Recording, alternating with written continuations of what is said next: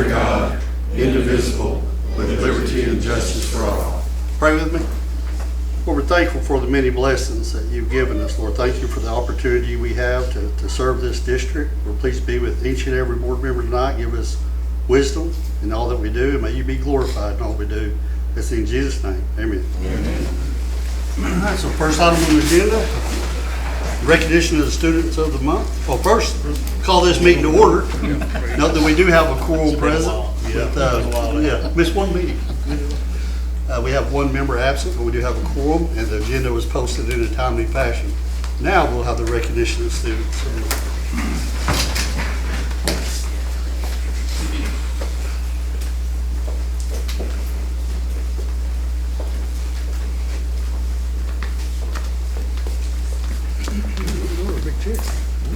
Good evening, everyone. I'm Melissa Seegers, and I'm the elementary principal, and I'm so thankful and to welcome you all here tonight. I will be passing out the Soaring Cardinal Award for the 3rd through 5th graders tonight. I'm going to start with Miss Wyndham's class. Our 3rd grade student of the month is Emily Nichols.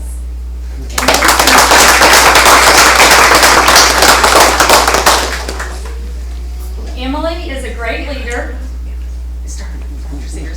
Emily is a great leader. She is a hard worker, always ready to learn, and has a big heart. Congratulations.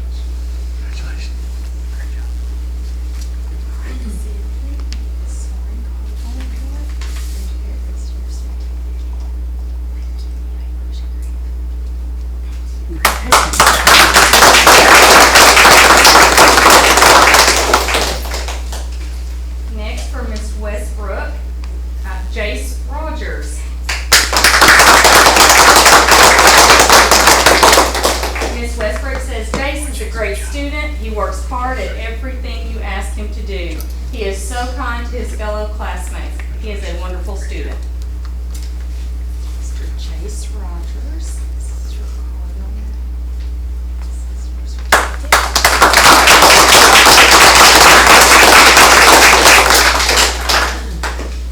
Next we have Miss Gaines, 4th grade, Emma Jones.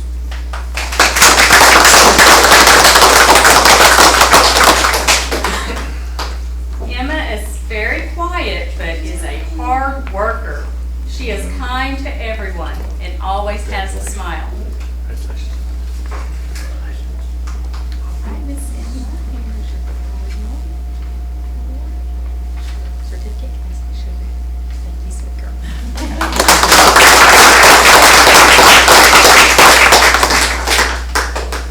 All right, next is Miss McCarter's Soaring Cardinals, 4th grade, Wrigley Sanders.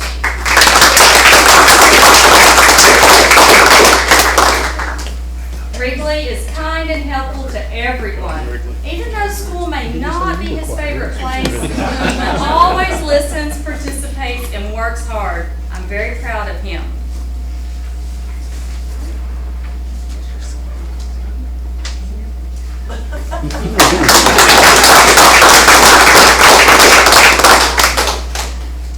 Next, 5th grade from Mrs. Clayton's class, Tristan Cole.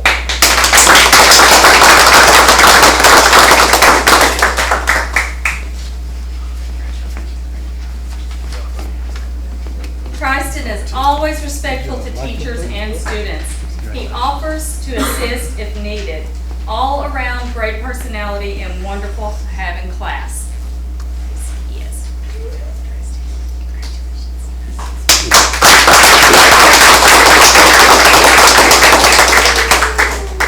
And our last Soaring Cardinal recipient for Miss Frost, Millie Murphy.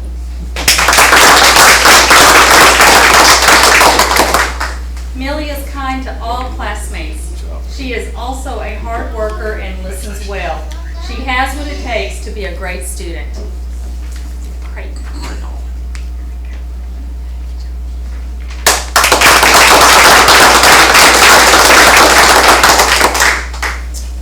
And our last award goes to our staff member of the month. I'd like to take a moment to recognize someone who is truly the heart of our team, Miss Buffy.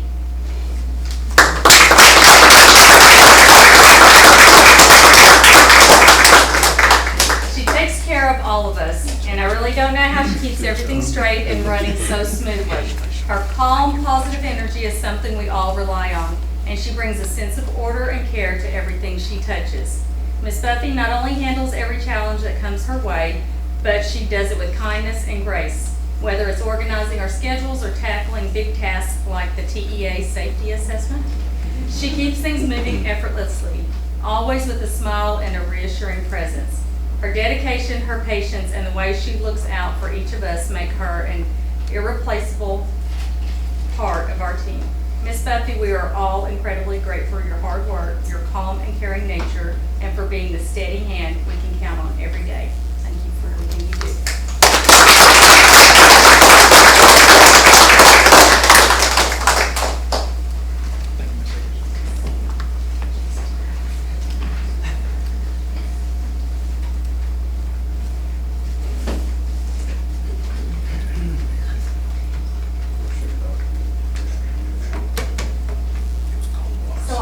Secondary organization of the month this month is our Maud Cardinal Band. So I'm going to have Mr. Fannin and 2 members of our leadership team come on up.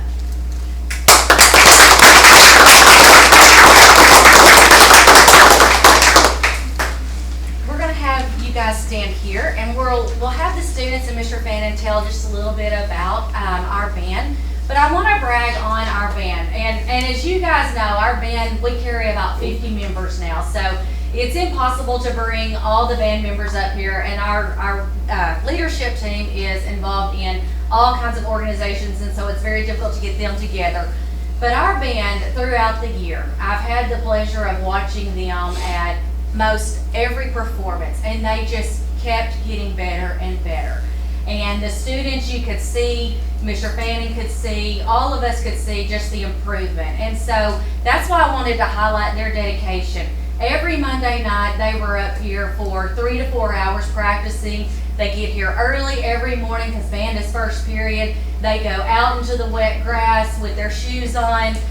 When it's really hot, they came in sweating and everything. The dedication these students put towards our band program is a testament to our ratings that we just received this past week at UIL, and also the number that we have participating in band. So I'm going to let the band students, they're going to tell you their name, their grades, and their leadership position, and then some things kind of about the band from a student perspective. My name is Gavin Robinson. I'm a senior. I play the trombone, and I'm the drum major. If you don't want to know what that is, that's the guy who stands on the podium and waves his arm like a crazy person. We competed in 4 competitions this year, and in each one we improved. And at region, we received a 1-2-2, which is 1 score away from advancing. My name is Alyssa Roach. I am in 10th grade, and I'm leadership over the tubas. And our band has worked really hard for us to finally get a really good score. And I'm proud of our band a lot.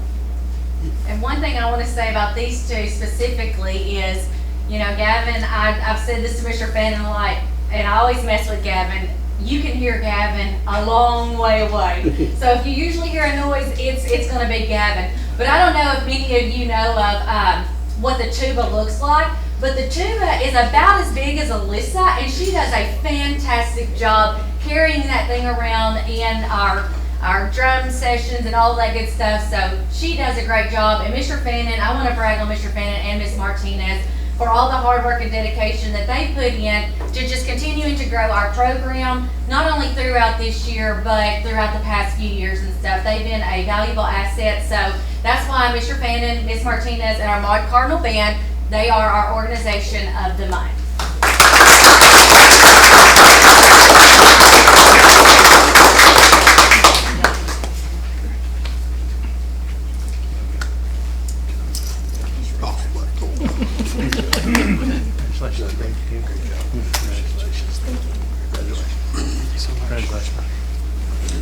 If it weren't for y'all's time and effort that you put into the program, we wouldn't have what we have.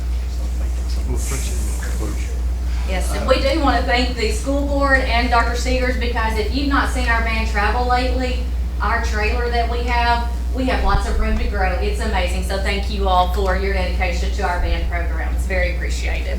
I'm sorry, elementary teachers, for the measuring on the lines. So at this time, I want to recognize our secondary staff member of the month. I actually kind of tricked her and told her that we were going to talk about our Spanish program, but I'm actually going to recognize her. So our secondary staff member of the month is Miss Alessandra Sprayberry.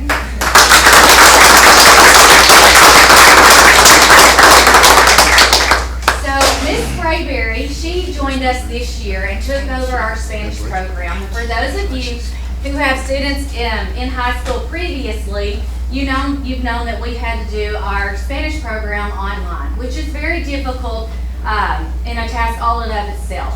And so when we were able to meet with Miss Sprayberry at the end of last year, we just knew that we were blessed. And she has just been remarkable this year. Our students love it. They greet her at the door every day, and they have to enter the room by giving a Spanish salutation to her. And so she also does activities. She's making our hallway there in the middle school look amazing with the activities.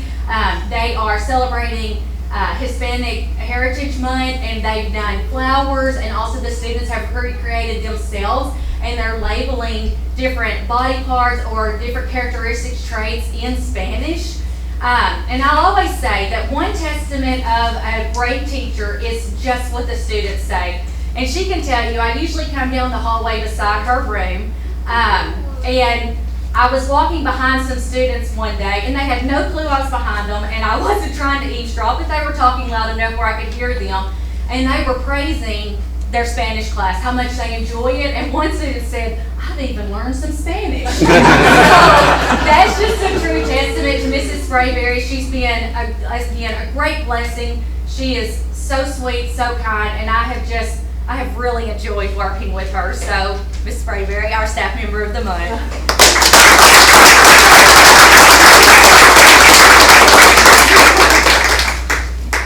Thank you,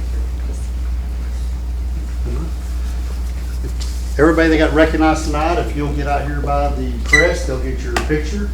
Everyone is welcome to come back and enjoy the funnest 4 hours of your life. Thank y'all for being here. Next item on the agenda is public comments. Do we have anyone? Then we'll move along. Communications, National Principals Month in October. Yes, sir. This month is celebrate our principals, and so I feel like we're blessed to have both the principals that we have, Miss Harold and Miss Seegers, and so I can see you. Okay. And so we just want to say thanks for all the work that you do. It's benefits our kids substantially, so we want to recognize you and thank you for everything you dedicate to our kids. Next is the consent agenda. We have the minutes of the September 23rd regular meeting, the monthly financial report, 2024 tax roll as prepared by the Bowie County Appraisal District. Does any board member have any item they want to pull or discuss in the consent agenda? Do you have a motion to approve the consent agenda as presented? I'll make a motion. Motion by Terry, we have a second. Second by RJ, all in favor? It's unanimous. Item 7, update to the board. I'd like to bring Mr. Robert Gadwa up. He's made a long trip to get here to us today. I believe board meeting last month, and he has been instrumental in working with us and trying to put the navigational pieces on this thing to bring it to fruition. And so, Robert, I'm going to turn it over to you. Well, Yeah, board pick it members, up. good to see you. Good to be with you tonight. I appreciate it. I told Dr. Seegers that, one, I'd like to meet you face to face. Second of all, the way we like to operate is share. You guys get to make the tough decisions, so we want to be, let you see the good, the bad, the ugly, and everything. And I thought, given where we're at right now, you might have had an expectation. We talked about it one time about hopefully bringing a GMP back to you in this month, early November, and they're just not ready. We've gone through the plans, and I told Dr. Seegers when WRA said, we'll have a complete set back to you in 30 days. We'll be ready to go out to bid. I told Doc, I said it's going to be tough to retrofit and clean everything up, all the details in 30 days, considering they've been working this thing for a long time. And sure enough, when we got the 100% plans, they had gone ahead and signed and sealed them, but there were a lot of gaps. There were still some details in there that were unrelated to what we're trying to do. Nothing we couldn't work around with an addendum, but since I get the outside looking in impression that maybe the sub-market might be a little fatigued with this project, and so they get a set of plans, they're excited, and then they get a 127-page addendum to it because all the plans have to be cleaned up. I asked Ideal and WRA to clean things up and see if we couldn't get one more set of pricing out of Ideal before we put it out on the streets. There's no sense in going down the track again if we're not going to be in the right place. So Ideal did put pen to paper. They did not aggressively contact subcontractors. And it's not uncommon in a CM risk process for the CM to put it out to a select set of subs and say, hey, what are you seeing? What are you feeling this looks like in terms of dollars? And then they'll use their own data and they'll put their crystal ball together and put an estimate together. They didn't really contact a lot of subcontractors. They used some of their historical numbers and in some ways, I think just a feeling based on what has happened the last couple times they put it out. And they came back with 6.6 million. I'm sorry, that's where they started. But they came back at 5.75 million. So they shaved a whopping $880,000 out of the project. And when our team looks at it, I told Dr. Seegers, I'm struggling to get to 4.2 million. We maybe 4.5 just based on geography and certain markets when we put it out on the streets, but there's no way this project is $5.8 million. So I put this summary together because I wanted you guys to see what we're looking at and share with you some things that we believe the market bears, but you guys haven't received the benefit of that. The last couple of times it was put on the streets, the first pricing where they came back with a possible GMP really high. They didn't get really good coverage on some of the major subcontractors. And instead of value engineering putting back out, there was some quote value engineering, but they just went back to the low subs that had bid it the first time and said, hey, can you price this for us? So we really didn't get an open market analysis of that project, which is good because it wasn't a particularly clean set of plans. The documents that we have now reflect more closely to the schematics that y'all have seen, a much more simpler, a much more basic building, a shallow foundation system, pre-engineered metal building, all that good stuff. And so what I've done here is just highlighted a few things. And I'm going to start with the top yellow that I highlighted. That represents the site utilities. The linear footage of water and sewer, even if you throw in the grease trap, the backflow preventer, the fire protection, all that stuff, I think they're $50,000 to $100,000 high on that number. Okay, now they only had one price the last time. So we've talked about the methods they're going to go through to get more advertising and hopefully more attention to the project the next time around. But that one's one that I think we could definitely see some savings in. One that jumped out at me was the cast in place concrete. Now you may not realize this, but the original project when it went out, you had substantial big diameter piers.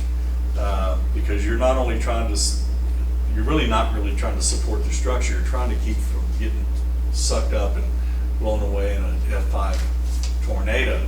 So it's a massive foundation system. Coupling that with the slab, the roof was concrete. Well, we took all of that out. Now you're just a pre-engineered metal building with no roof.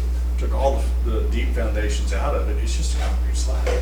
And so to shave it that much, they're $30 a foot higher than anything we're seeing with something like this. I mean, they're at over $51 a foot. If I had estimated this project a year ago, I would have said this is a $30 a foot foundation, not 50, hoping it would come in at 20. So there's something wonky going on there. Part of it is structural, and I've asked the architect to go back to the structural engineer. The way they've designed the spread footings with a pedestal, with a slab tying into a grade beam is a constructability nightmare. It requires multiple rotations of formwork, cast in place concrete, wreck the forms, reform it, cast the pedestals, wreck the form. It's just a constructability nightmare. So there's really no reason we can't go with a spread footing and then a earthen grade beam construction. It's typical in any kind of shallow foundation system, not a fully formed grade beam system. So I think there's a lot of money to be pulled out of that, but all of that's still in the drawing. So that's what ideal price. So we're going back to the structural engineer to evaluate. He also recommended or put in the design moisture conditioning down to 7 feet, which means they're going to excavate down to 7 feet, stockpile that material, wet it down, mix it, and then put it back and compact it. As you can imagine, from a geographical standpoint, there's not a lot of real estate around there to play with. You're going to make a big mess. Second of all, the geotechnical engineer recommended taking out 5 feet, bringing in select fill, and go to town. That's an easy process, in and out. You excavate, you haul off, you bring in new material, and you get it done. So I'm not sure why the structural engineer went down that path. So we've asked WRA to go back and relook at that, and I think we'll get that number down in earthwork and in the foundation system. Likewise, you'll see in blue there, that's everything related to the structure. Considering the fact that you did have structural steel in the previous deal, but we've gone to a pre-engineered metal facility with metal siding. It's a rectangle. It's not super complicated. It's not a big building. It's not a storm shelter. We're seeing our numbers $10 to $15 a square foot lower than what they've currently got in their estimate. So I think there's some money there to be had, assuming we can get good coverage in the market. Shifting down towards the bottom in plumbing, you can see plumbing, HVAC, and electrical. Between those, we're as much as $75 a foot higher than what we're seeing everywhere. We've got a project going on right now, which is a full, one is air cooled, one is water cooled, 4-pipe system with boilers. Very expensive, $40 a foot. They're at $71 a foot for about 40 tons of air conditioning. I'm seeing $140 tons, yeah, $150,000 worth of air conditioning. And even when I asked Ideal about it, I said, I can't even get anywhere close to 709. They said, yeah, we can't either, we don't understand it. And I said, well, it could be that you only went to one guy and got a price. And so I also asked MRA or WRA to go back to their mechanical engineer, because I will say, I don't know if y'all have had to deal with it in a maintenance perspective or any of your new stuff, but the energy code is wreaking havoc on air conditioning. First, of these MEPs, and I can say this because I drank heavily at A&M for 3 years at the Dixie Chicken, before I realized Dixie Chicken and mechanical engineering didn't go well together, so I changed to civil. But they are designing these buildings that they're going to put in Mon, Texas, that your poor maintenance guys can't even maintain. They're so technologically advanced, working off so many sensors and parameters, from humidity to CO2 to everything else. And there are simple mechanical systems they can go with. There is a monster fresh air unit for this system. They've actually designed it for the fresh air system to feed air-conditioned air to your vent hood for makeup air. We could solve that problem with a simple makeup air fan above your vent hood. You turn your vent hood on, you've got a fan up top that's blowing air down to the fan, so it's actually sucking air from that unit versus sucking all your air conditioning out. I don't know if you guys know how that works, but it's, bottom line is there's several nuances to the mechanical system. The startup sequence, the run sequence is not real clear in the specifications, so I think it led to some confusion.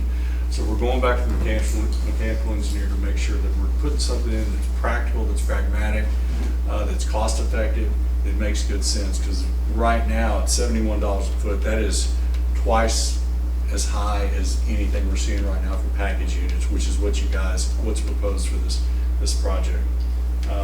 Similar with plumbing and similar with electrical. Those numbers are substantially higher than what we're seeing in the market for a building this size.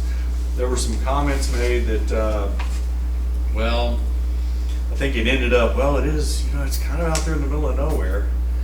I'm like, guys, y'all been building stuff down there for a long time. Y'all haven't done anything at $700 a foot lawn, ever. And what is designed is very similar in look, feel, materials, everything to what you guys have been building for decades out here. So I think it's a combination of you didn't get good coverage and potentially some subcontractor fatigue on the project.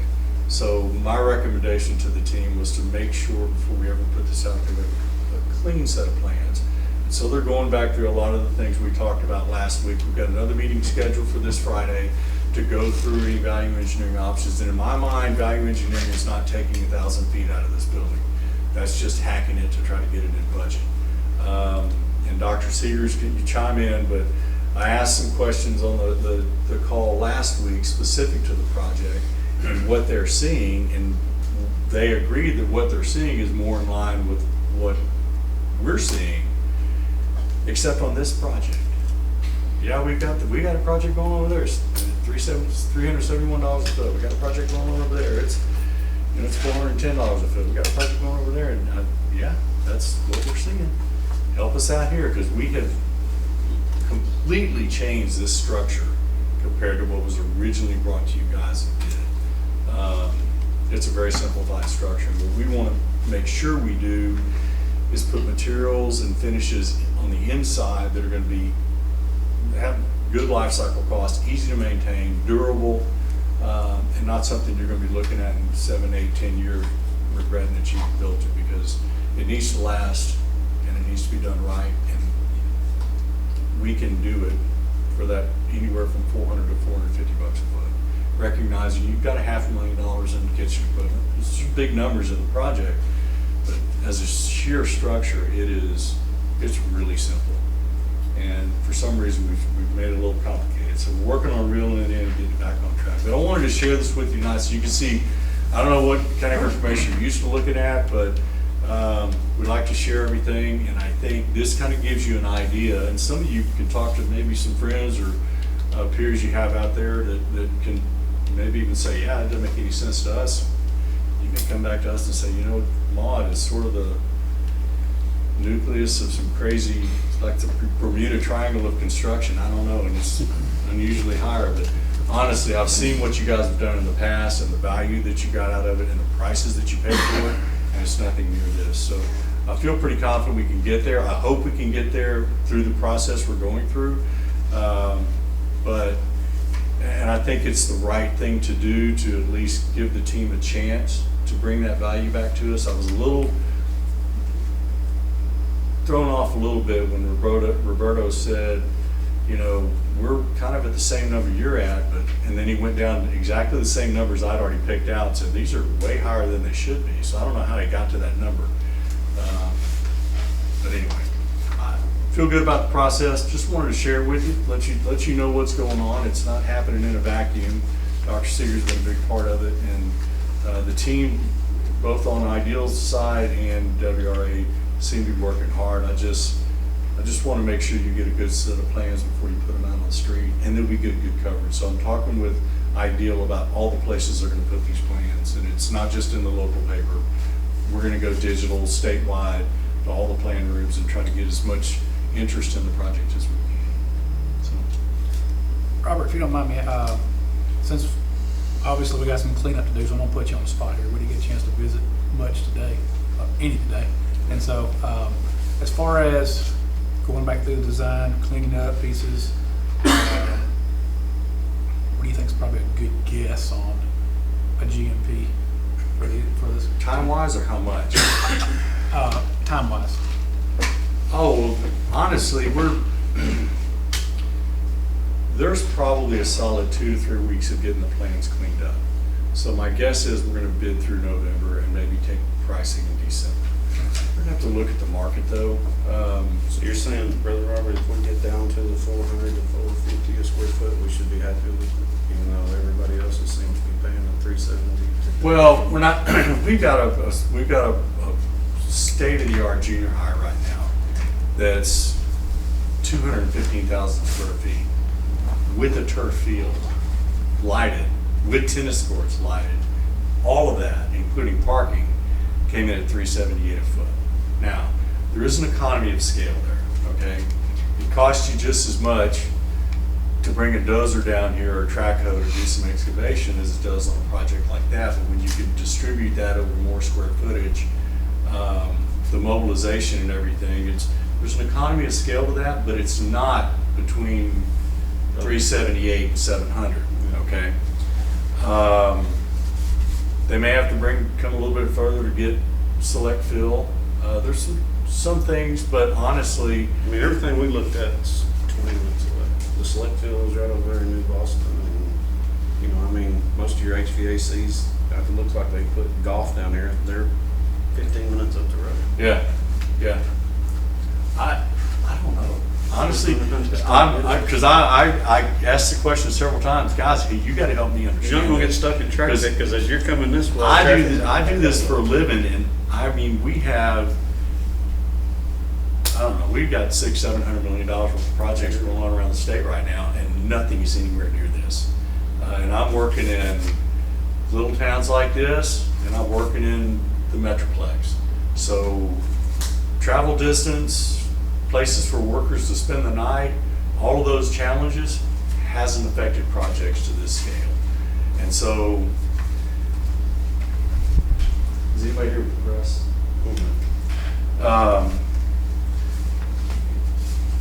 Sometimes, and I've said this to Dr. Sigurd, we were doing a project in Hershey, West Bedford in '97. And we picked Gil Bain as the construction manager at risk on $29 million worth of work. And I don't know if you know who Gil Bain is, but they're probably one of the largest GCs in the country, okay? They were tackling the Dallas school market, Dallas-Fort Worth school market big time. And they came to us with a GMP of $33 million. I said, can't happen. One, we don't have the money. Two, that doesn't make any sense. So we went back and forth, and it got really ugly, and the Gil Bain was like, you just need to cut 4 classrooms out of every edition. There were 5 campuses there. We cut the 4 classrooms out of each one, and we can get it there. I said, can't do that. So we had a big workshop with the school board. Representative Gil Bain said, look, I'm not a program manager. I'm just a builder. But I can tell you this is what the market bears in the Metroplex. And the board president looked at me and said, Robert, what do you think? I said, change the front end, terminate the contract, change the front end, let's put it out, let's go for CSPs. Steel Freeman came in at $26 million. It was a $7 million swing just by changing the approach and going after a little bit different market niche. What we found is the people, the subcontractors in the Metroplex weren't really familiar with Gil Bain, and they didn't necessarily like Gil Bain came at them with big contracts, you're gonna sign these, and anybody over 50,000 has to be bonded. So what we found out is they eliminated a whole lot of subcontractors requiring to be bonded.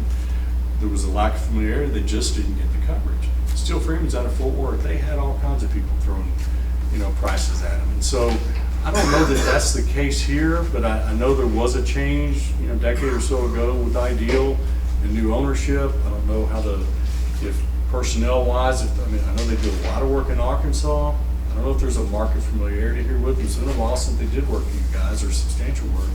So there could be a lack of sub-interest because they aren't sure how to work with a company like that. That could be a factor. But I'm the new kid on the block, so I don't want to throw anybody under the bus, but I think we need to be mindful of that. And at some point, consider whether we want to put it out there in a different competitive environment. But you're seeing the same thing. It's just, none of this makes sense.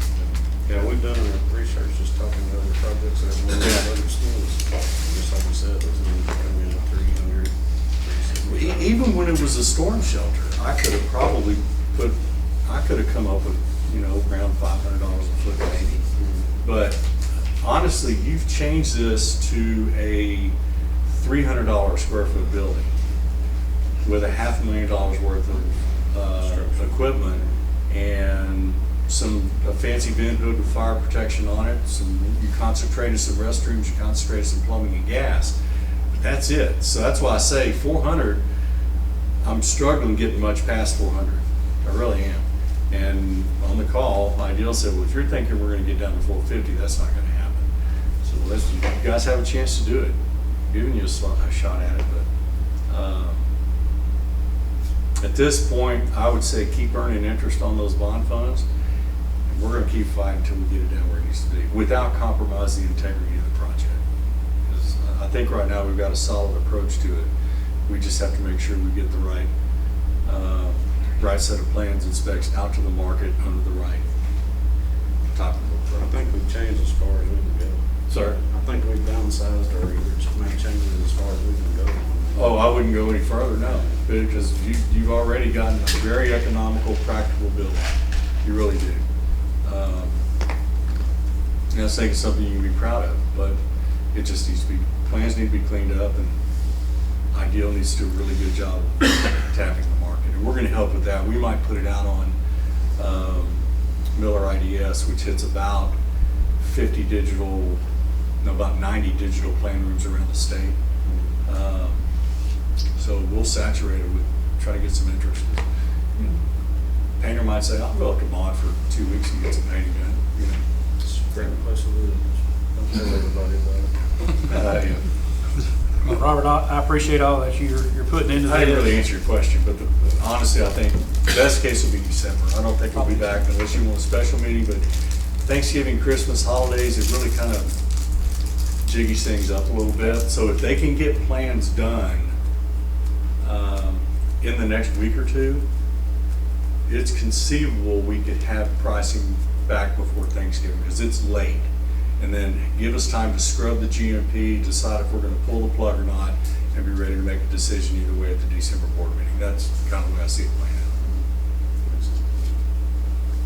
out. That's fair. And again, Wish I had better news, but I want you guys to No, know. well, and that's the piece I wanted to try to, you've been looking at the tea leaves quite a bit the last several weeks, and see which way you recommend helping us, you know what I'm saying?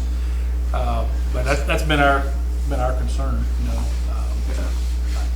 we gotta get it, we gotta get a building that is. Well, I think usable. it validated what you and I have been talking about when both Mike and Hunter said on the call that we don't feel like we really got the coverage we should have gotten when we bid this thing. That's what hurt us. And that's what's built that extra inflation in our project. I think so. Yeah. I mean, I went back and looked at the original bid. You had a number of bidders on concrete, and they were all dadgum tight. But the second time around, he only went back to one, and the plans were still garbled. So I can see the guy going, I'm tired of looking at this, and cut $100,000 out of give him the number. I think if we clean this thing up, we're gonna get better prices. So I'll keep you guys posted. Thanks, sir. Thank you. Thank you, Good to see Robert. y'all. Think I've Appreciate read you. it. Drive safe.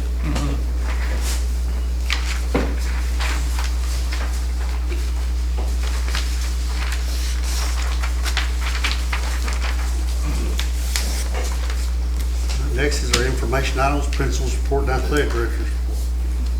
All right, Ms. Seegers? Elementary?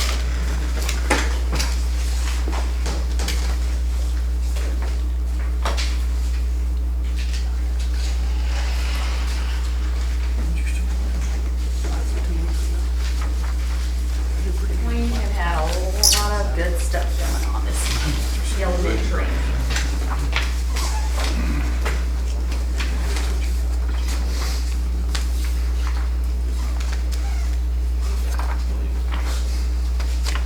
Attendance has not been so great. We've had a lot of stomach bug, flu.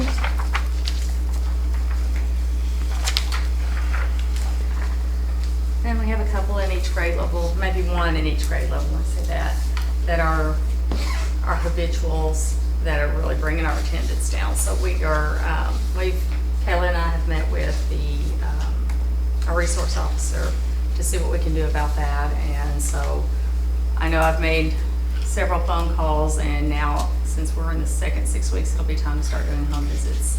So I'll go out to the houses with Officer Rochelle to check on some of our kiddos, see if we can't get this attendance up. Okay. Our first spotlight, our leadership team traveled to Rockwall, and they accepted the TEPSA Student Leadership Award for the 23-24 school year. And they were able to play some games and do some activities with other student leaders at the conference. It was really fun. We have our first positive referral, which was Miss Mia Sue, and she's just a great kid. Our pre-K has been really busy this month. They went out and they talked to several members of our Cardinal family to see what it takes to run Maud ISD, and they really enjoyed the cafeteria, learning that role and what all goes on to feed them every day. They also had their Alphabet All-Stars, which means these kiddos, the 4 in the picture, they've all mastered their upper and lower case letters, which is huge for pre-K. And then she also had her first little girl, Piper Blaine, to master 100 sight words. So that's a feat in itself. We have kindergartners at the end of the year that have not come there, so she did great. And then Miss Planner and Miss Gordon also have students who joined the 100 Club in kindergarten. So they're just so proud of them. Now we have done something a little different this year, class pumpkins. So each class picked their favorite book, and their teacher and the class members made the book pumpkin. So they took the character and turned a pumpkin into that character. And we'll have a contest at the end next week to see which class wins. They did a really good job. And then it's also been drug-free week, and you can see some of the doors that were decorated by the kiddos and the teachers. They had a lot of fun doing that.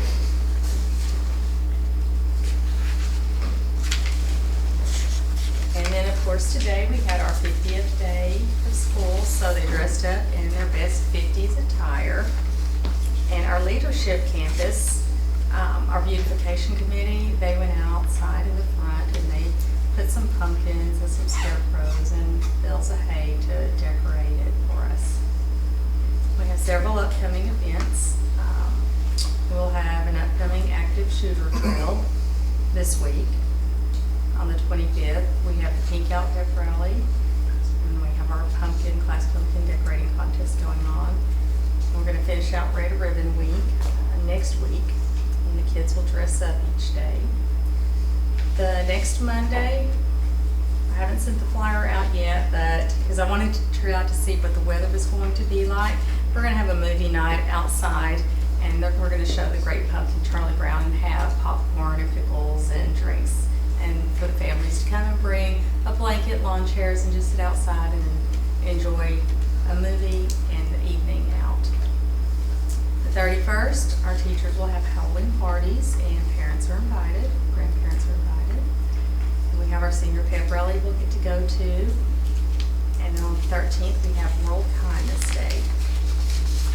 So we've been really busy. We've had Region 8 out this month, and they've been working with our new math teachers and our ELAR teachers.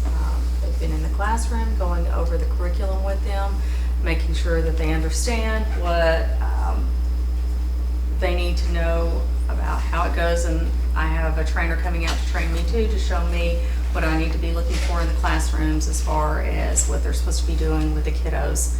I had one session and I feel really good about what I need to do to help teachers who need help with it, with their curriculum.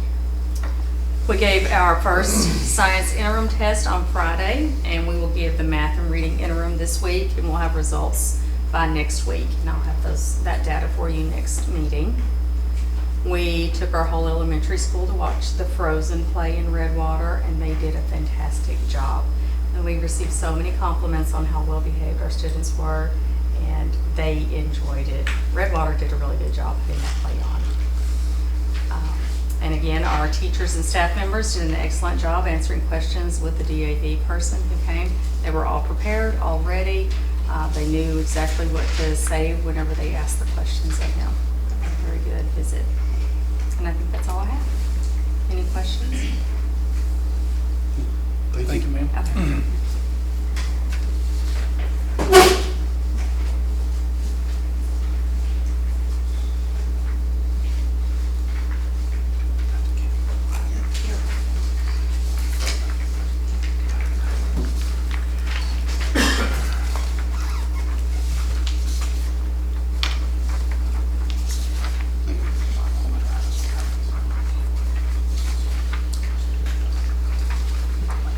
Good evening.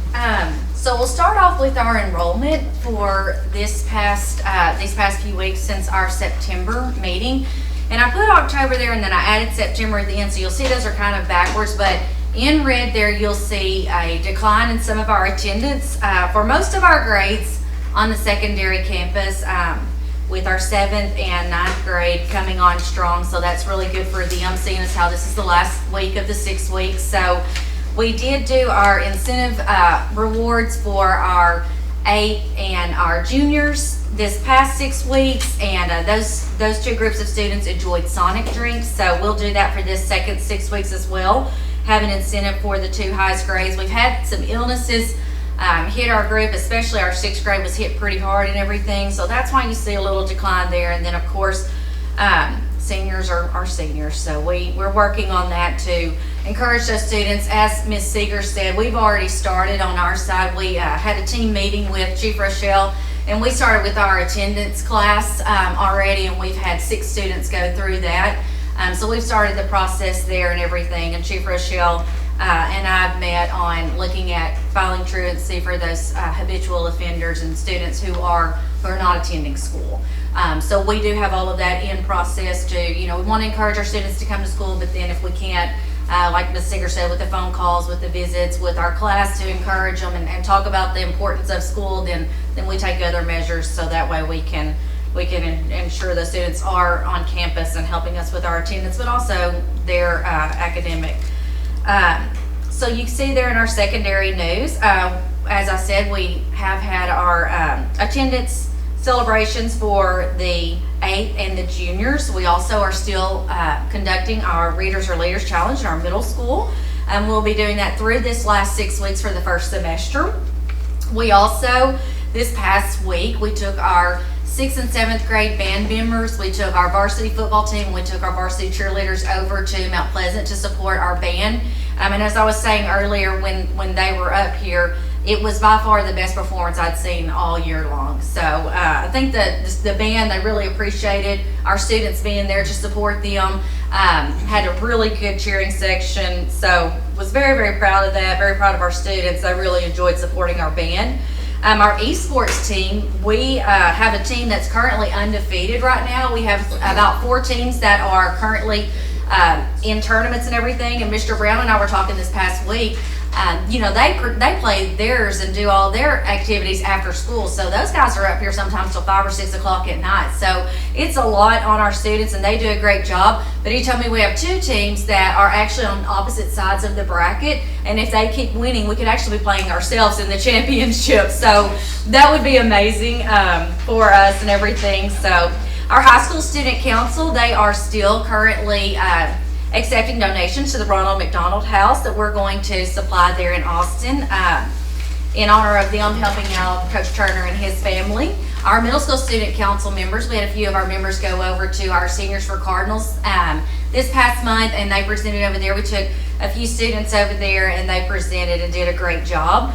We hosted our community pep rally, our Beat Bowie bonfire. They get kind of helped to pump us up, because then we went over on Friday night and took care of business on that. So it was a great night for everyone. Our National Honor Society, this past Saturday, they completed their first Adopt a Highway project and had a great showing. My husband and I were actually driving by, and he said, Kayla, do they just leave the trash there? He didn't get that. I said, yes, TxDOT will come and get that. But there was a lot of trash piled up. So if you saw that, that was our National Honor Society. And so they did a great job there. Very proud of that group.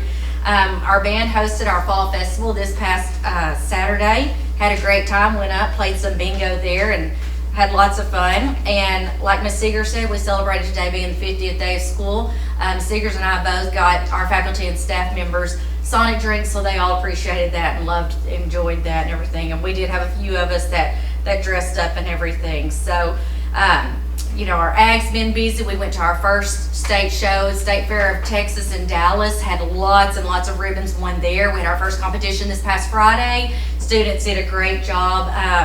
We've been posting those pictures, and Mr. Barron's been posting all of that to show what we're doing down there. Our upcoming events this next Tuesday, we're going to offer our first district testing for our seniors, so that'll be our first test here this year on campus. We'll have our spring one for our juniors later, but that'll be our first one here. We also, next week, it's our drug-free week where we raise awareness to living a drug-free, healthy lifestyle. We do have dress-up days and activities. The High School Student Council is going to host our drug-free rally again for our middle school and high school students. Everyone really appreciates that event. We're actually going to, and I'll tell more about this next meeting, but we're going to have some more presenters actually come in who have vaped, who have experienced drug issues in their lives to talk to our students, and they're going to have tables during the rally and stuff. And so we're actually going to have, each student's going to have a card this year, and they're going to get a sticker for every table they go around to. And if they go around to all the tables and they get their card filled up, then we're going to do a drawing and have a winner in middle school and have a winner in high school to encourage those students to go talk to those people who have real life experiences. And it's not just us adults or teachers, people on campus telling them, it's people that have experienced it, whether it be themselves or in their families. So I'm really excited about that event. And also this Friday is our Pink Out.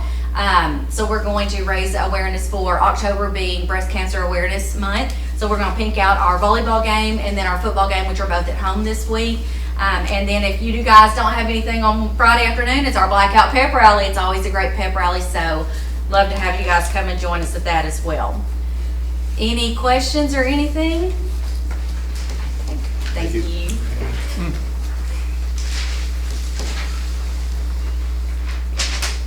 Since I see most of y'all at the sporting events, I'm gonna just read this off to y'all. Volleyball team is in 4th place right now with a big week with Bowie and Clarksville. They take care of those this week. They're going to end up 4th, and it doesn't really matter because of how the UIL has done the big school, small school. For those of you that don't know, they change it up in all the other sports except for football, which is already big school, small school. Once you go to the playoffs, the top 2 biggest districts will go in that made the playoffs, and I think I explain this a little bit better later on, but they go to one bracket and the 2 smaller schools go to another bracket in all the other sports. So there'll be 2 state champions in 2A, a big school and a small school. So we kind of already know, as long as we take care of business this week, it doesn't really matter because us and Detroit, who's winning the district, are the 2 small schools. We're probably going to be playing LK in the first round as long as we take care of business. But big week this week, playing Bowie and Clarksville both at home Tuesday and Friday. Junior high volleyball just beat Bowie tonight to go 14-0 on the year, and they are undefeated in 2 years of junior high play. So pretty good deal. Got a good little group coming up between last year's the freshmen this year and the 8th graders that are coming up next year. They've had some really good success in the junior high. So should be some good stuff there. A team also won the middle school Pewitt tournament this Saturday. So big night for them. Cross country just got back from the regional meet. They got 2nd in the district 2 weeks ago. The girls did. Mallory Bishop, Mackenzie Bishop, Kira Montemog, Hannah Rainey, Kason Pickering, Addie Churchwell, and Emma Powell were the girls team. And Cordell DeGroat also was 10th, so he was a medalist, and he also ran at the regional cross country meet today. Football, junior high football has a big game this Thursday with Celeste. We're starting to see some progress with these guys, moving the ball a little bit better. High school has a big home game Friday night. It's Pink Out. So you can black out during the school day and then pink out at the game if you so choose.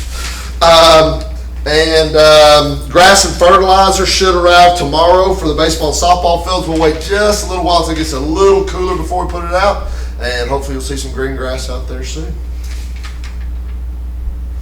You got anything else? Thank you. Next, item 9, consider and approve awarding Mod ISD Athletic Storage Building to AP Metalworks. Okay, team, this is the storage building down at the football field that we talked about earlier in the year. Trying to put that out. So after closed out the year and everything, we put it out on my board and ended up getting 2 back. We got 1, which was Danny Proctor and AP Metalworks.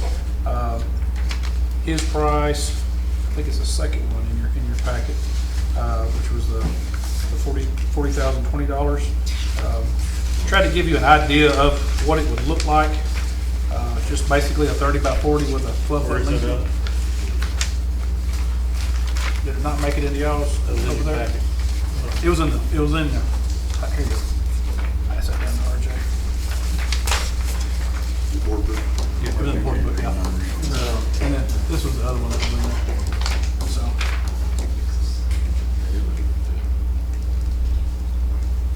So kind of an idea of, what it looks like, 30 by 40 structure with a 12-foot lean-to on the south side of it. It's got 500 square feet. No, sir. Talked with RJ just a little bit, asking him about prices that he's seen from his vantage point. Thought it was a great price on that as well. And so did get other bids.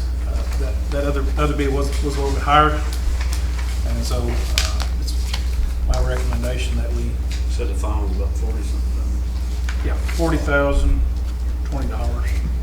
and so again there's nothing special to it. We're just basically a metal building where I can get lawnmowers out from under the stands and put things out of the weather. You know what I'm saying? That's wired. No, that's just the building, and so We'll do that separate. yeah, we'll do that separate piece. And so I didn't want to get too far into the weeds, but this group here. And so I felt like it was better to go with this piece and then bring back an electrician to wire it out. And so, any questions? Any questions or discussion? We have a motion to approve award the athletic storage building to AP Metalworks.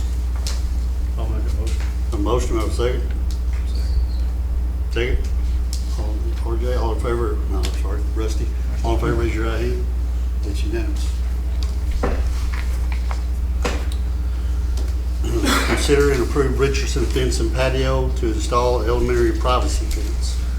Board, we've had some discussions the last 6 months on things that's happened with our neighbors.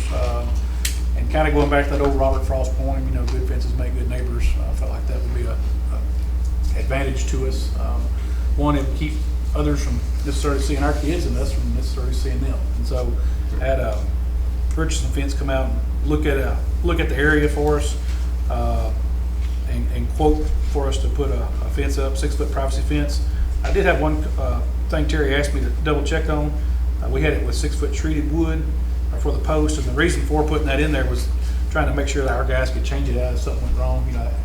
All fences are going to rot eventually. I want to make sure that our people can change them out in the future without much problem. But I did go back and look at the price difference to have the metal post put in versus the 6-foot treated wood. It was only about $2,500 difference. And so that price that you had in your board book is $17,699. The price with putting the metal post on the ground is $19,034, which for that peanuts, I would recommend. When I first talked with him, he said it was quite a bit more to go with the metal, and I was thinking a lot more than $3 a foot. And so knowing that it's $3 a foot difference, I won't recommend the metal in the ground for the post, and then the wood fence would be just attached to it. And so this would go all the way against our fence between us and the houses, right up against that chain link. We'll leave the chain link in place with the barbed wire up top as an added security measure, and then that would be a barrier between us and anyone that's in the backyard. The flat side's gonna face us, Yes, pretty side on our side. that's what we want, is pretty side on our side. Yes. We're gonna take care of the maintenance on the key walls and everything on the backside. Just go through, just put a sprayer through it. Cal say anything, you call him. I've put 2 calls into him.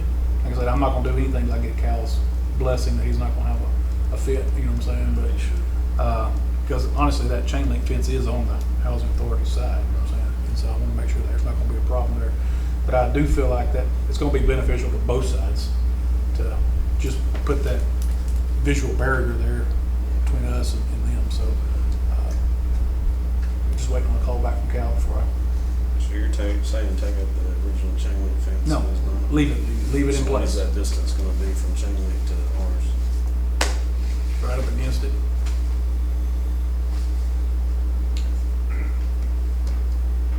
There was a question about walls perhaps. How many kids do you see come out of those buildings into it? I mean, they are in their gate there, so they can come in. No, nobody comes in through there. It's actually a locked gate over there. What we was trying to do was keep a barrier. Remember last spring with the gel gun, and then, you know, we had the band piece this year. And you know, honestly, if you're in your backyard, you can have certain rights, you know what I'm saying? Yeah. And so we just want to make a visual piece that makes it more difficult to see our kids and access our kids versus a chain link fence. Any other questions or discussion? And it's not gonna ever get in the way of when we do our road.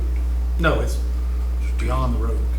So as far as the road come back, based on the drawings that we've had, probably, On our property up there. yeah, substantial. Any other? Do a motion to approve Richardson fence to install the elementary privacy fence? Motion, Rusty, second. I'll say. Second, Terry, all in favor? Unanimous. Consider and approve district's intent to request a waiver for participation in the summer nutrition program in 2025. Hey, our SHAC committee met last week, and looked at all the things the SHAC does. One of the things that we do have to look at from the SHAC and bring to the board is to request a waiver from the summer feeding nutrition program. And basically, for the number of kids that show up for our summer feeding program, we go in the hole substantially to offer that service. And so, in years past, I think during COVID was last I heard when Ms. Debs was probably the last time that happened. They did, last year was the first year they didn't do it. Oh, really? Okay. But it's basically just trying to not bring that extra cost in there, because what we don't get from the TDA, you know, we have to come back out of fund balance. We have to just show up. Very few. Yeah. Not- Less than not even- 10. Not even half of the kids that came for summer school. So, nice. Yeah, I think the most you ever had maybe was 5 on a day that the school wasn't in session. Rest of it, zero. Just really doesn't benefit anybody from that, and actually takes away money from other programs that we could be pushing that money to. Yeah. And that's really the issue here is, you know, I'd rather divert those funds back into something that's going to touch a lot of kids than, you know, soaking up a lot of money and staff and food that's only going to touch 1 or 2 kids. What does it cost us? Sir, What does it cost us? as far as the whole program, Yes. you have a ballpark on that, Tommy? What? I know it's usually substantial as far as time you put all the feeding numbers, because they're playing for, you know, What is substantial, 2,000? Well, what gets me about the whole program is the federal government wants you to do it. They worry about the kids for 30 days, but what about the other 60 days that they're out of school? They don't worry about that. So, Take that in your thought. The kids that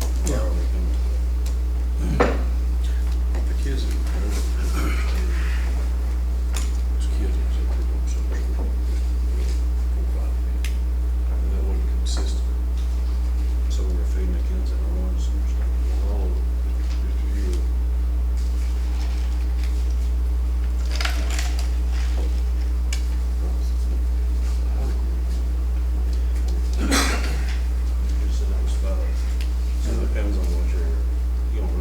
doing that in summer school until summer school Right, ends. yeah. That's what I'm saying, you gotta Prepare for certain kids who just have all that waste. But I agree. It's not that we just don't want to do it, we just try not to waste money. It'd be a different story if the federal government was actually concerned about it. And funded us fully on Yeah, it. exactly.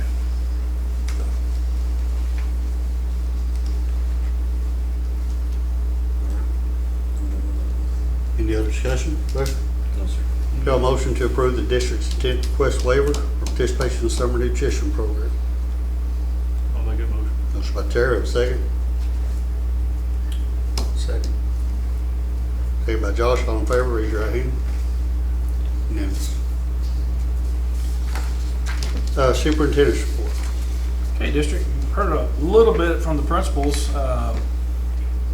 The district DVA, which is our district vulnerability assessment. I spoke a little bit last month about that, and the amount of time that went into it, but it was all worth it because we ended up with a perfect score.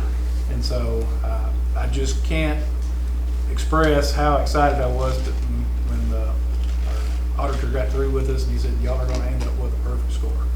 And so we knew TEA was putting this out, as a result of the last legislative session. And it's like in any audit, you can find a booger if you want to find a booger. And so, but our people were incredible, and it started at the front with Miss Holly and Miss Brown, and went to Brandy, and I'm going to brag on Buffy again because Buffy got grilled. And so he asked her every question he could ask her just about on coming into a school. As a matter of fact, Brandy, being the good person Brandy is, called her and said, oh yeah, they grilled me, blah, blah, I had Buffy all worried. And then said, oh yeah, it wasn't that bad. And then Buffy was next. And so, but yeah, from that point, I mean, he got Raymond, he got, staff members that were on conference when he was walking by. And he said, one thing I can say is your staff walk and talk and talk. And so that goes back to the actions that this board has been doing for a number of years in school safety and school security. He said, because this is just not, he said, we go to a lot of schools. He said, y'all are very few. So there's been two that he's evaluated so far. One was Bloomberg and the other was Maud that got us perfect grade. So What was over in Bloomberg on the play? it's pretty tight over there. And so anyway, I was very pleased with that. So what the next steps for us, there is actually 2 action steps if you saw that in the board book. One is that to report it to the school safety committee. And just as far as protocol, we'll present to them next month, middle of the month, and then it'll come back to the board for presentation on the final results of it. So just wanted to give you a heads up to it, but I was very pleased with our staff and the people sitting, at the tables over there and around the building. They had multiple meetings with me, and they had multiple staff meetings to pull that off. And so I can't say enough about the performance that they did. So great job. District safety and security meeting, that I just put that on here as a reminder. Typically it was going to be next week, but it's moved to November 13th to allow that report to come back from the state. Had I known it was going to come back as quick as it did, we'd have left it. But it's not to throw any more schedules today. Board training on December 5th. Make sure you got your calendar set. That should be the good state dinner again. I'm just telling you.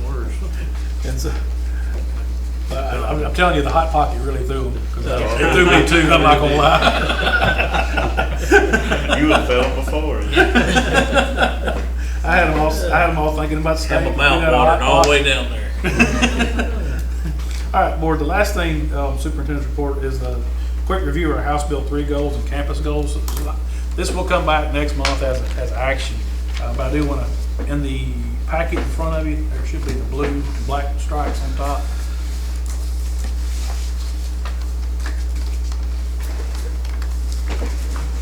We'll see what comes up on the computer.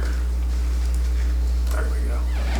Let me pull that around just a little bit. So, if you notice, this is the change that has happened. When we started, it was 19, 20, 21 through 24 on House Bill Didn't put extension. We'll just go back to paper then. Y'all can imagine my classroom was the classroom that had the most technological disadvantages. And so, anyway, we'll go back to the paper copy. You got to give me an E for effort there anyway. All right, so House Bill 3, the pieces that we had was the early childhood goals. This is putting pencil to paper, and also if you remember those rates of proficiency that was sometimes difficult in House Bill 3. And Tim and Josh, when we come back next time, I'll bring those full package to you. I didn't want to overcomplicate it tonight. You had multiple averages in there for kids taking the same test, so that chain has changed as well. So basically, for our early childhood literacy, we're looking at moving to a 74% for our kids in 3rd grade would be meeting grade level by 2029. And so that's the first piece right there. Now, in a minute, Ms. Seegers is going to talk to us a little bit about campus goals, and she's going to throw a different number at you, but she's going to be throwing aggregate goals at you and not just 3rd grade. So House Bill 3 does make us look at 3rd graders and then CCMR at the high school. And that's the 2 lots we get on it. So just bear with me on that piece right there. And then you can see on the closing the gaps yearly targets beneath that, those are the rates at the different demographic groups that we track for our elementary, the rate of progress that we want to see moving toward that 2029 goal. Okay. So the piece to take from this is when we started House Bill 3 4 or 5 years ago, we were much lower than we are now. We've tracked all the way up to our current spot. And the intent behind this is to continually push kids forward to where kids are performing at higher and higher standards. So that's the whole point behind this. And it's doing it in incremental changes. Okay with that first one? All right, second one is the House Bill 3 math. And this is again 3rd grade math scores. And so we're moving to, by 2029, 78% of all of our kids will be meeting standard on STAR test for 3rd grade. And you can also see the different standards for our groups there in closing the gaps as far as targets. Now I'll bounce to the next one.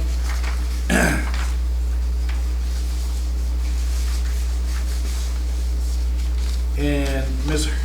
Harrell's, this is the one I had a change on one, but hers is going to be a little different on the campus goal from this goal as well.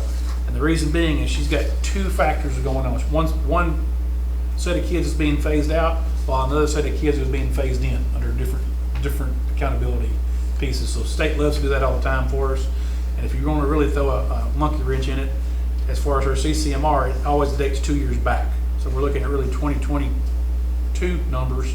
That's going to be reflected in the 2024 report. So that's just the outcome for it. But the piece I do want to say is for hers, hers has been, we've really been high on CCMR for a long time in Mott. The score was significantly lower than where our kids are performing. And so she's taken it to go with the 2037-38 academic goals, which pushes the school at that point to actually get numbers they're not achieving right now. And so she is going to be looking at 88% of her high school completers will be meeting that standard by 2029, which is 9 years ahead of schedule from the state. So just FYI on that. All right, so with that piece, I'm going to let Ms. Seegers come up and just give a quick overview of her campus goals. We'll be bringing back next month for the elementary. Okay, so our first goal will be our STAR reading. We have a goal of 70%. And I know that sounds low, but I think our goal is, our outcome last year was 55% in the May STAR. So we're hoping to bring that up to a 70% this year. And that's Met standard. That's Met higher standard. than just the passing. Not approaches. The state gives credit for meeting approaches. This is actually, they're ready for the next grade level. So it's a substantially higher level.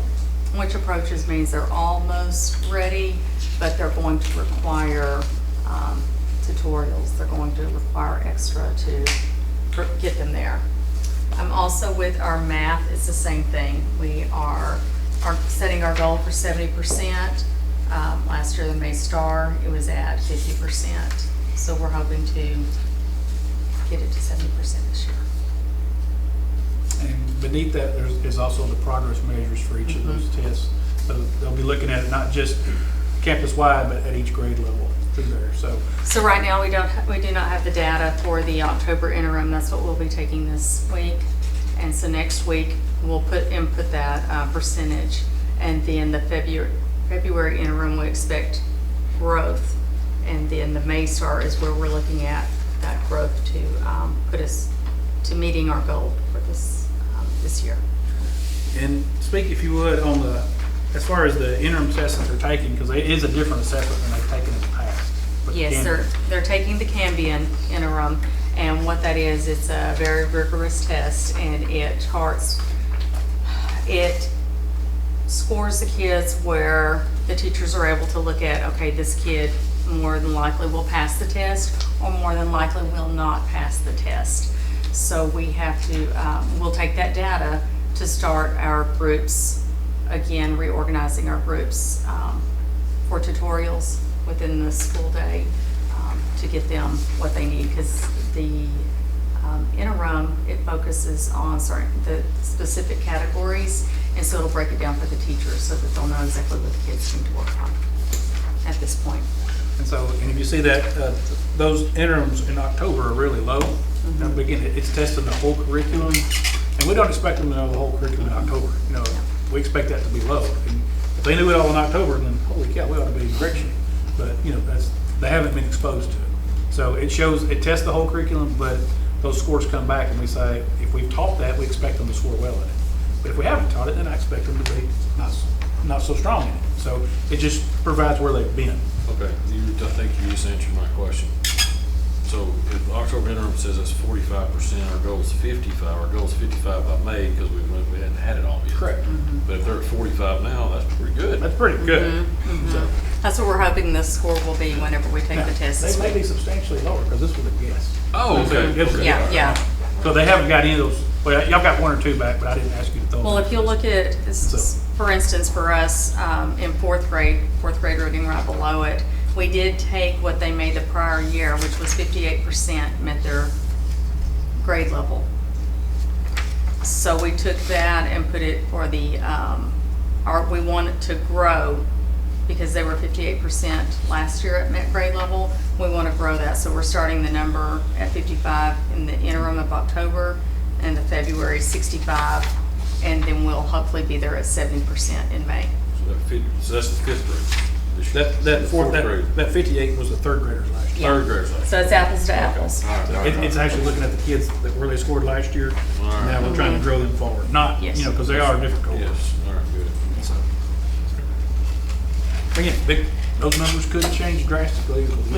We haven't given this test before, and Yep. it's our first time to use it with our kids.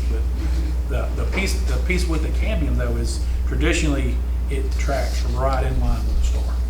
And in the past, we've not used that. In Moth, we've used the DMAC test. So this is a very rigorous test, and it will show us where our holes are that we need to fix. Thank you, ma'am. All right, so, and moving from there, our secondary campus as well has also put their academic goals together for this year. So Ms. Harrell, if you'll come up and speak for just a couple minutes on our high school goals, what we're shooting for with our kiddos there. Okay, so as you'll see there, our first goal is for 100% of our seniors, our 12th grade students. They will graduate within 4 years of entering 9th grade. So again, kind of as Dr. Seegers was saying earlier, on the secondary side is a little different because you have your cohort of classes.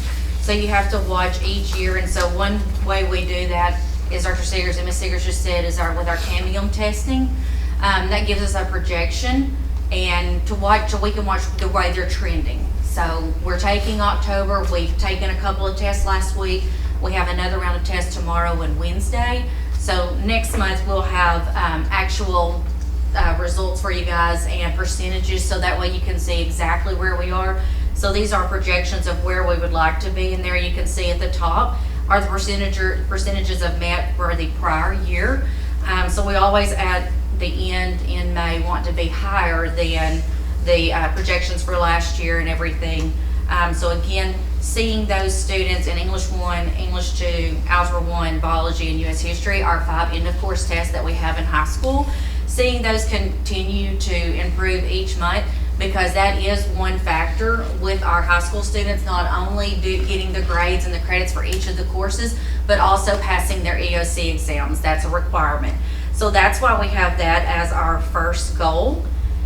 You'll notice there as our second goal is the CCMR piece that Dr. Seegers was talking about earlier, with 75% of our students being CCMR completers.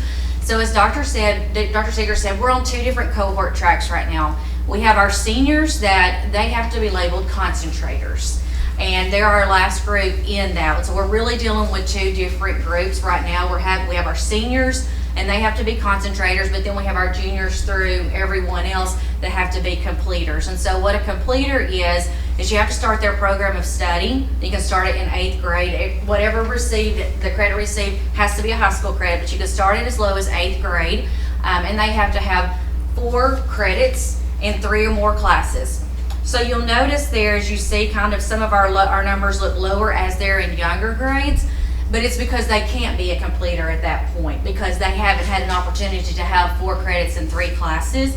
But you'll see there as we go that we do increase as we go throughout the years, because especially our students that are in, for example, our welding program, those students can be completers by the end of their junior year, because in our welding program, our practicum classes, and that even goes for our health science, or excuse me, not our health science, our family consumer science classes, our practicum classes actually count for 2 credits. So that's how those students can be completers a little bit earlier than, say, like our health science program, that you won't be a completer in that program until your senior year, because you have, each of those are 1 credit classes. And then at the end, you take your IBC, your certification exam, and so that's what allows you to be a completer. So we start our students in their freshman year. They'll start on a program of study. So I told Dr. Seegers what this allows us to do is to be very intentional with what classes our students are taking. So instead of just saying, okay, you have 4th period open, let's go down to Mr. Barron's, we don't do that anymore. We stay within our program of study. That's our cohort within even our classes. And so we're very intentional with what our students, what they select, and I tell them, Ms. Sanders and I, we met with all of our students last year, and we told them, you get to select your program of study. We had them go through, they met with our CTE teachers, they got to see what is offered, what actually goes into the program, because we told them, when you select your program of study, you've got to stay within that program of study. So make sure it's something you're interested in. If you feel like you might want to do healthcare after high school, then select healthcare in high school, so that way you'll stay within that program of study, because that's where we get to meeting our goal of 75% completers, is students who enjoy the program that they're in and they want to stay in that program and then take the certification test at the end. If you'll notice there on the next page, to reach those goals, we have our students taking and meeting our college readiness standards within the ACT, SAT, and our TSIA assessment.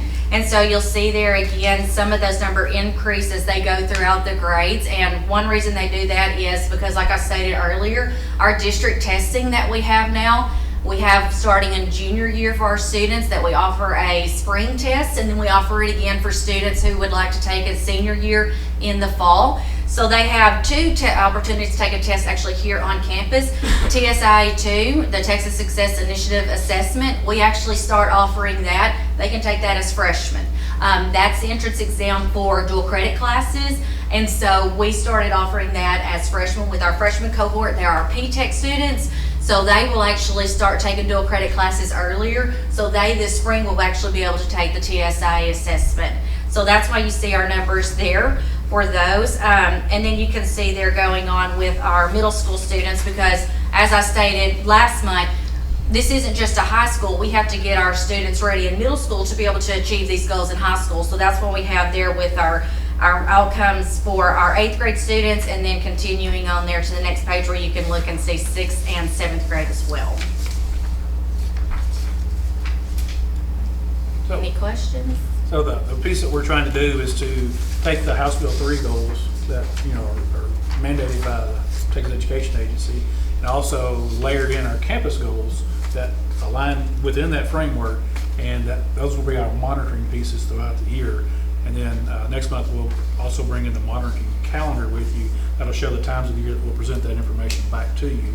And the intent of this is to make sure we give you updates each month on academic progress of our kids throughout the year. And, there's no surprises that one time we get to May and June, you guys are probably gonna say, yeah, I knew that was fixing to happen. And so that's the piece that we're trying to do there.